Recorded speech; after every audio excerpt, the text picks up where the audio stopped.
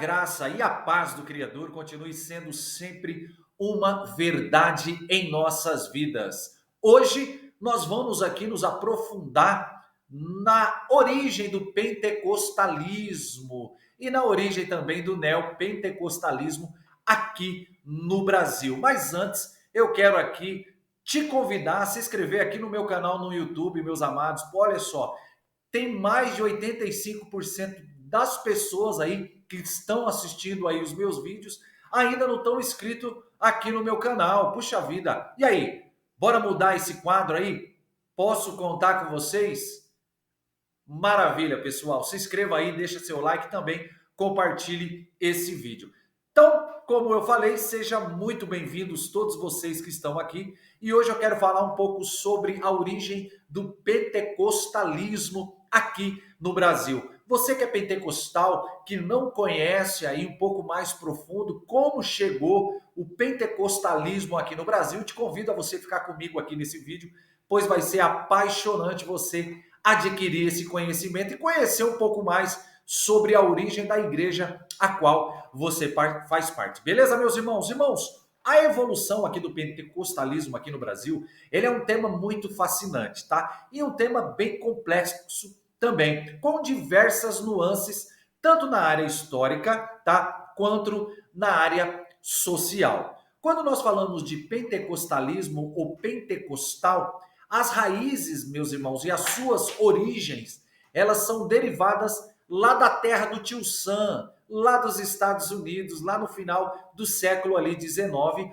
com a promessa, algo que aconteceu lá, falando sobre o batismo com o Espírito Santo e também falar em línguas estranhas, tá? E quando nós adentramos aqui falando sobre a região do Brasil ou o país do Brasil, tá? A chegada aqui do pentecostalismo no Brasil ali foi no início do século XX, tá? Com missionários ali norte-americanos que trouxeram essa doutrina aqui para o Brasil, aonde eles encontraram, meus irmãos, um terreno aí muito fértil entre os mais pobres e os marginalizados, tá? Que existiam aqui no Brasil. E a sua adaptação desses dois missionários que nós vamos conhecer aqui, meus irmãos, as primeiras igrejas pentecostais aqui no Brasil foi a Congregação Cristã e a Assembleia de Deus. Hoje eu quero falar um pouco mais sobre a Assembleia de Deus, tá? E eles começaram ali a adaptar as suas práticas às realidades brasileiras, conquistando lá rapidamente muitos adeptos, muitos seguidores dentro desta nova doutrina que começou a chegar aqui no Brasil. E aqui eu coloquei para que você possa entender de uma maneira bem abrangente, né, os principais pilares aqui do pentecostalismo, tá? Eles começou ali a se caracterizar pelo fato do quê? Por uma experiência totalmente pessoal, uma experiência direta com o Espírito Santo, tá? Manifestada através dos dons espirituais, como o falar em línguas estranhas, tá? E esses pilares fundamentais, primeira coisa é que a Igreja Assembleia de Deus trouxe lá na sua formação, no seu processo embrionário. Primeira coisa muito importante é que a salvação por graça através da fé em Jesus Cristo. Assim como outras vertentes, amados, do lado do cristianismo, o pentecostalismo ele enfatiza o quê? A salvação, como um presente de Deus obtido pela fé em Jesus Cristo, tá? E também falando sobre a morte e a ressurreição de Jesus Cristo, que são vistas como uma única forma de reconciliação entre o ser humano e Deus. Outro ponto bacana, tá? Que os nossos irmãos aqui, que nós vamos entender, da Assembleia ali de Deus, eles trazem, tá? E eu concordo plenamente com eles aqui dentro desse campo. Este é um dos pilares aqui que eu vou falar, distintivo, tá? Do pentecostalismo. Então, o pentecostais, eles crê que após a conversão, o cristão pode receber ali o batismo com o Espírito Santo. Sim ou não, meus amados? Que seria isso? Isso é uma experiência totalmente sobrenatural que se manifesta frequentemente pelo falar em línguas, ou mais falar em línguas estranhas. Mas aqui eu quero destacar dois pontos para vocês que de repente vocês não conhecem. Quando nós falamos frequentemente sobre o falar em línguas estranhas, eu posso aqui teologicamente falar sobre a glossolalia e a xenolalia. Você já ouviu falar sobre isso? Glossolalia e xenolalia. Eu vou explicar para você aqui. Anota no seu caderno e aí na sua Bíblia aí, marca. Glossolalia. O que é a glossolalia? É a capacidade de falar uma língua desconhecida. Essa língua estranha que nós vemos aí dentro das igrejas pentecostais aí e também nas neopentecostais, tá? Já a xenolalia ou a xenolalia, tá? É a capacidade de falar em língua estrangeira, em outro idioma. Se você pegar Atos no capítulo 2, tá? Aqui pode ser um debate teológico também, mas não é isso que eu quero dizer. Lá em Atos capítulo 2, está falando línguas de outras nações. A xenolalia, lá está sendo dito isso daí, tá? A glossolalia, aí também outros irmãos que defendem lá falar em línguas estranhas ou essas línguas desconhecidas que nós falamos aqui, tá? Tem esses dois campos que eu não quero entrar nesse debate falando sobre a xenolalia e a glossolalia. Então, essa é uma experiência, ela é vista como um empoderamento para o serviço cristão e total evidência da presença do Espírito Santo na vida do crente. Mas aqui eu quero abrir uma notinha de rodapé. Irmão, você que não fala em línguas estranhas, a glossolalia, não fique preocupado, não fique temeroso, não se aceite, não se sinta diminuído pelas outras pessoas que falam. Eu conheço pessoas que quase morreram espiritualmente porque não falavam em línguas estranhas dentro da igreja. Tá, irmãos? Você precisa primeiro entender o que é glossolalia e xenolalia, para que você possa entender melhor. Então, você que não fala em línguas, não se preocupe. Fique tranquilo. O importante é que você tem Jesus Cristo no seu coração, entregou sua vida para Jesus, foi batizado, faz parte da membresia, faz missão, prega a palavra e Deus nos abençoe mesmo assim, tá? Outra coisa também muito importante que eu quero ressaltar dentro da ramificação pentecostal é os dons espirituais. Sim ou não, meus amados? Os pentecostais, tá? Eles acreditam na manifestação dos dons espirituais, tá? Como o dom de profecia, dom de cura, tá? Cura divina, tá? Palavras de sabedoria e de conhecimento e outros. Então, esses dons, meus irmãos, eles são vistos como um presente de quem? Do Espírito Santo para a edificação da igreja e para o testemunho ali de Cristo. E isso daí eu assino embaixo e concordo plenamente, tá, meus irmãos? Então, a chegada dos primeiros missionários pentecostais aqui no Brasil, todos nós já ouvimos falar, sabe, de dois missionários, chamado Daniel Berg e Gunnar Wingre. Já ouviu falar? Se você não ouviu falar, eu vou falar um pouco aqui sobre eles. Mas eu estou falando da igreja, desses missionários pentecostais que vieram. Não dos missionários que vieram nas caravelas de Pedro Álvares Cabral no ano de 1500, que são os padres ali jesuítas, e missionário dentro do campo protestante cristão foi um amigo, né, filho de um amigo de Martinho Lutero, um homem chamado Eliodoro Eoboano, que veio antes também fazer missão ali mais no campo eclesiástico cristão, não católico, tá? Mas eu não vou falar aqui sobre eles. Quero falar sobre esses dois personagens do ramo pentecostal ali, Daniel Berg e Gunnar Wingre. Quem foram esses missionários? Foram dois suecos, tá? Que chegaram aqui no Brasil no início ali do século XX e foram totalmente responsáveis, meus queridos, pela fundação ali da Assembleia de Deus, uma das maiores denominações pentecostais hoje dentro do país aqui do Brasil. Eles foram influenciados por um movimento pentecostal que aconteceu aonde? Lá na terra do Tio Sam, lá nos Estados Unidos, que teve um acontecimento que foi um marco, pessoal. Foi um marco ali para a vida de Daniel Berg e também para a vida ali de Gunnar Wingre. Vocês já ouviram falar de um avivamento chamado Avivamento da Rua Azusa? Já ouviu? Todos vocês estão aqui comigo aqui? Puxa, que bacana. Você que não ouviu, eu vou falar para você rapidamente. Esse avivamento da Rua Azusa, meus amados, foi um evento ali de grande importância para o surgimento e também para a expansão do pentecostal em todo o mundo, inclusive aqui no país de Vera Cruz ou no país que nós chamamos de Brasil aqui, tá, meus amados? Esse evento, movimento ali da Rua Azusa, ele aconteceu lá em Los Angeles, tá? Lá mais específico, lá na Califórnia, no ano de 1906 a 1909. O que foi esse avivamento, meu amado? Foi um avivamento religioso, foi caracterizado por uma manifestação do Espírito Santo grandiosa, como o falar em línguas estranhas, e também teve várias curas divinas, tá? Esse avivamento da Rua Azusa. E ele teve vários desdobramentos, tá, meus irmãos? Esses avivamentos aqui, ali, da Rua Azusa. Olha que coisa linda aqui.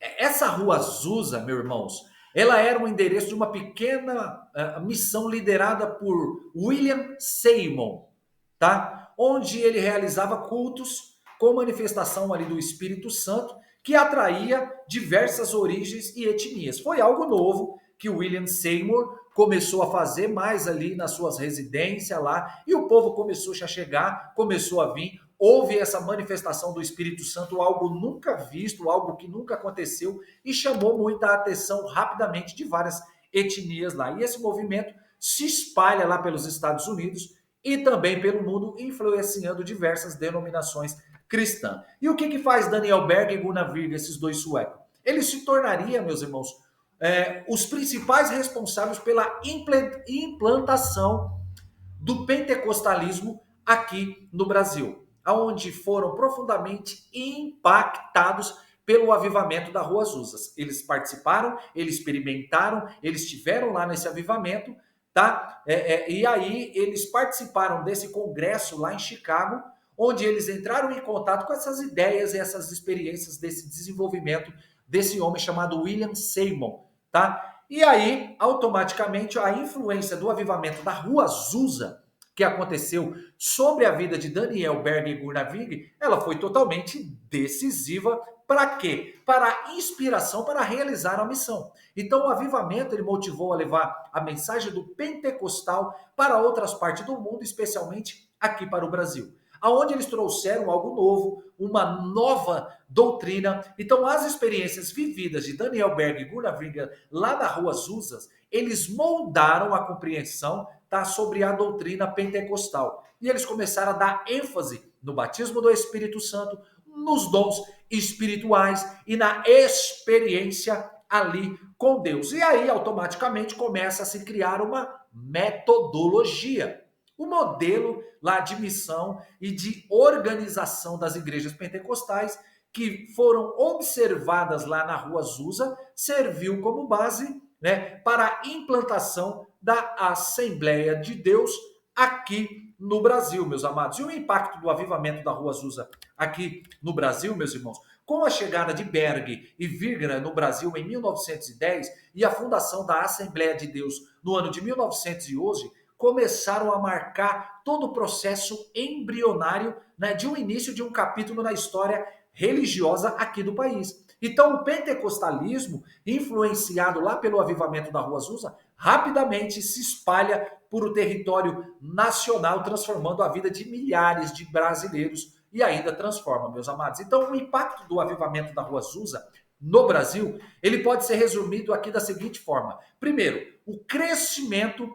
exponencial das igrejas pentecostais. Então, a Assembleia de Deus se tornou uma das maiores denominações evangélicas no Brasil. Sim ou não? Começou a fazer uma transformação social. O pentecostalismo ofereceu a esperança, tá? E a oportunidade para os mais pobres, os mais marginalizados, os mais analfabetos, né, contribuir para a transformação social das diversas comunidades adjacentes e ao redor aqui do nosso país. Houve também uma influência na nossa cultura brasileira. Então, a música pentecostal, a linguagem religiosa e os costumes associados ao movimento pentecostal se tornaram parte da nossa cultura brasileira. Tá? Em resumo, meus irmãos, o avivamento da Rua Azusa foi um marco totalmente fundamental para o surgimento, para a expansão do movimento pentecostal no mundo, inclusive aqui no Brasil. Então, Daniel né, Berg e Virgra, inspirados por esse movimento, foram os principais responsáveis por trazer a mensagem pentecostal para o Brasil e transformar a vida de milhões de pessoas aqui. Mas só que o detalhe, amados, a jornada até o Brasil, tá? Foi muito difícil. Então, com a chegada de Berg e Virga aqui no Brasil, ela foi marcada por fé, determinação e por um chamado missionário, tá? Em 1910, ambos eles desembarcam, né, lá em Belém do Pará, vindo dos Estados Unidos, né? E com a chegada deles até lá, eles começam a ter um chamado missionário. Ambos sentindo um forte chamado de Deus para levar o evangelho em outros países, tá? Eles começam a sistematizar aqui, tá? Dando treinamento, tá? Antes de partirem também de lá da Rua Azul, eles obtiveram esse treinamento, tá? Receberam treinamento teológico, missionário, receberam lá também apoio financeiro dos irmãos lá, tá? Das igrejas onde tiveram doações, para custear a viagem e esse trabalho missionário, onde eles tiveram ali uma visão e uma missão por Deus nesse país a qual eles vinham cá. E essa fundação aqui da Assembleia de Deus no Brasil, após a chegada de Berg e Virga, iniciaram um trabalho muito árduo de quê? De evangelização, meus irmãos. Foi um trabalho muito difícil. Então, em 1911, eles fundaram a primeira evangélica pentecostal no Brasil, que mais tarde se tornaria a Assembleia de Deus. Então, a importância da chegada desses missionários para o Brasil foi imensa, tá, irmãos? Começou a expansão do pentecostalismo. Seus ensinamentos, práticas religiosas começaram a atrair muitos brasileiros, impulsionando o crescimento do pentecostal no Brasil. Começou a ter influência social. A Assembleia de Deus começou ali a se tornar uma das maiores igrejas evangélicas no Brasil, com grande influência, tanto na parte social como também na parte da política, tá? Isso aí é muito legal. Só que entra um detalhe, irmãos. Houve também os desafios enfrentados pelos missionários no Brasil. Então, a jornada de Berg e de Virga aqui no Brasil foi marcada por desafios que iam além das diferenças culturais e também linguísticas, tá? Então, essa propagação dessa nova fé em países ou no país religiosos exigiu uma coragem, perseverança, fé que foram muitas vezes inabaláveis. Primeiro, meus amados, ele vem para o Brasil, aonde tinha culturas, né, diferentes. Havia o secretismo religioso. A população brasileira, especialmente nas regiões do Norte e Nordeste, praticava um secretismo religioso, misturando lá elementos do cristianismo com crenças africanas e com crenças indígenas, tá? Então, em diversas... era uma diversidade religiosa e exigia uma abordagem mais cuidadosa, uma abordagem mais respeitosa por parte desses missionários. Não é que nem esses caras hoje colocam a Bíblia do braço, né? Vão lá numa praça da Sé, vão numa praça, começa a ser intolerante, bater na Bíblia, falando que todo mundo... Não é desse jeito. Eles querem pregar a palavra de João Batista. Não, tem que ser inteligente. Tá entendendo, meus amados? Você tem que falar a verdade, mas uma verdade inteligente. Conhecereis a verdade vos libertará. João 8,32, uma verdade inteligente. Tá? Daniel Berg e Virga foram muito inteligentes para isso. Naquela época, meus amados, existia a resistência católica. Tá? Um beijo para os meus amigos e irmãos católicos. Tá? Que foi a primeira igreja que veio se estabelecer no ano de 1500. Então, a Igreja Católica, como instituição dominante naquela época, onde dominava, viu uma chegada ali de novas denominações como uma ameaça. Tá, irmãos? O que eu estou falando é história. Então, os missionários enfrentaram perseguições, hostilidades e até mesmo tentativa de mandar os caras embora. Vamos expulsar esses caras daqui. Houve também desafios ali sociais, econômicos, como a pobreza, como a desigualdade. Tá entendendo? O Brasil era um país marcado por grandes desigualdades sociais, ainda é. Muitos brasileiros viviam em condições precárias, que dificultava a criação de igrejas e realizações de cultos. Havia doenças, tá? Naquela época, as condições de higiene, saneamento básico eram precárias. Muitas regiões do país, o que expunha os missionários a diversas doenças, isolamento também, muitas áreas. O acesso de transporte, a comunicação era totalmente limitada, dificultava a comunicação entre os missionários e a sede da igreja. Muitos desafios. Fora os desafios políticos, tá? A instabilidade política. O Brasil vivia um período de instabilidade política que era constante, mudança de governo, conflitos regionais. Então, essa situação gerava incerteza e dificultava o trabalho missionário, né? Aquelas leis restritivas também, que limitavam a liberdade ali religiosa dentro daquele local, fora, né, o que eu vou dizer, os desafios internos que eles sofriam também, meus amados. Aquelas dificuldades de adaptação, né, da cultura brasileira, da língua portuguesa, do clima tropical. Foi vários e vários desafios que esses irmãos sofreram. Cansaço, desânimo, solidão, falta de recursos, perseguição, tá entendendo? Desentendimento. Como em qualquer grupo, amados humanos, os missionários eles enfrentavam diversas divergências e de opiniões, tá? Agora, aqui que eu preciso falar, eu já estou acabando esse vídeo, tá, meus irmãos? Você já ouviu falar de Paulo Leivas Macalão? Paulo Leivas Macalão, meus amados, foi considerado um dos maiores líderes da Assembleia de Deus. Macalão, ele foi um pastor, foi um escritor, um teólogo que desempenhou um papel totalmente fundamental na organização e na unificação da Igreja da Assembleia de Deus. Ele contribuiu para o quê?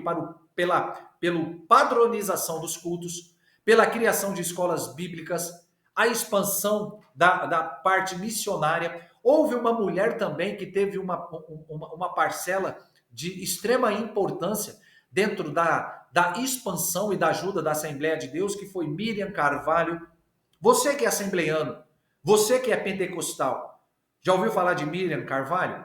Que foi a primeira mulher a presidir ali uma convenção estadual das Assembleias de Deus. Miriam Carvalho é uma figura, meus amados, totalmente importante na luta pelo quê? Pelos direitos das mulheres dentro da igreja. Ela também foi uma grande pregadora, uma grande evangelista, inspirando outras mulheres para servirem a Jesus. Uma verdadeira mulher de Provérbios ali 14. Agora aqui tem uma pergunta, meus amados, que eu já estou acabando esse vídeo aqui. Aqui tem uma pergunta bem reflexiva. A Assembleia de Deus, Madureira e a Belém são as mesmas igrejas? Somente em locais diferentes? O que vocês acham sobre isso aí? A Madureira e a Belém são a mesma igreja, mas somente em locais diferentes? Uma em Belém do Pará e uma no Rio de Janeiro? Não, meus irmãos, não. A Assembleia de Deus ali, a Madureira e a Belém não são as mesmas igrejas, embora elas tenham ali a mesma origem ali em comum, tá? Ambas são denominações evangélicas, pentecostais, que surgiram no Brasil a partir do trabalho missionário, tá? De Wrigger e Berg, né? Que foram inspirados na Rua Azusa. No entanto, ao longo dos anos, começa a aparecer divergências teológicas, administrativas, tá? E de liderança que levaram à formação de diferentes ministérios. Começou a ter ali aquelas divergências, tá? Aí nós podemos falar da unificação e da diversificação. Inicialmente, meus amados, a Assembleia de Deus era formada, a Assembleia de Deus era uma denominação unificada, tá?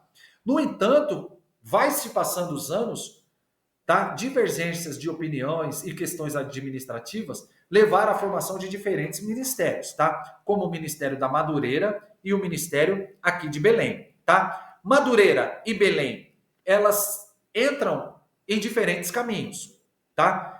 O Ministério da Madureira, liderado lá pelo Macalão, Paulo Macalão, o Ministério da Madureira ele se destacou pelo quê? Pela organização administrativa, por sua forte presença em diversas regiões do Brasil. Já a Belém, com uma visão um pouco mais missionária, o Ministério de Belém se concretizou na evangelização nas áreas mais remotas e na formação ali de líderes, capacitando pessoas, tá? Então, essas foram uma das principais diferenças entre a Madureira e Belém. Embora ambas denominações compartilhem das mesmas raízes doutrinárias, existe algumas diferenças entre elas, tá? Para a gente acabar esse vídeo aqui. Estrutura organizacional. A Madureira ela possui uma estrutura mais hierarquizada e centralizada, enquanto a Belém adota um modelo mais congregacional.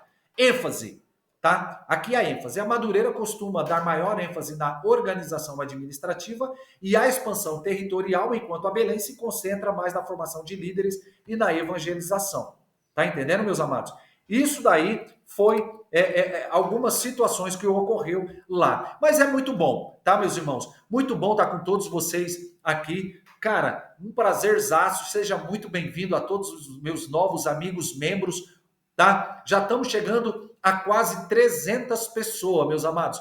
Falta aí 11 ou 12 pessoas para a gente chegar no número de 300 amigos. 300 pessoas, irmãos. Você que não é inscrito, puxa vida, se inscreva aí no meu canal, PR Carlinhos Oliveira, deixa aquele like abençoado, compartilhe esse vídeo e bora para o nosso próximo vídeo. Beleza, meus irmãos? Ó, história, conhecimento, ninguém tira de você. Beleza? Até o nosso próximo vídeo. Que a graça, a paz do Criador esteja em vossos corações. No próximo vídeo vamos estar dando continuidade aí. Vou ver se eu consigo fazer um vídeo falando sobre as outras igrejas, Congregação Cristã do Brasil, Igreja do Evangelho Quadrangular, Brasil para Cristo, enfim, Universal do Reino de Deus. Vamos tentar aí falar um pouquinho para vocês conhecerem mais a fundo. Deus os abençoe e até a próxima.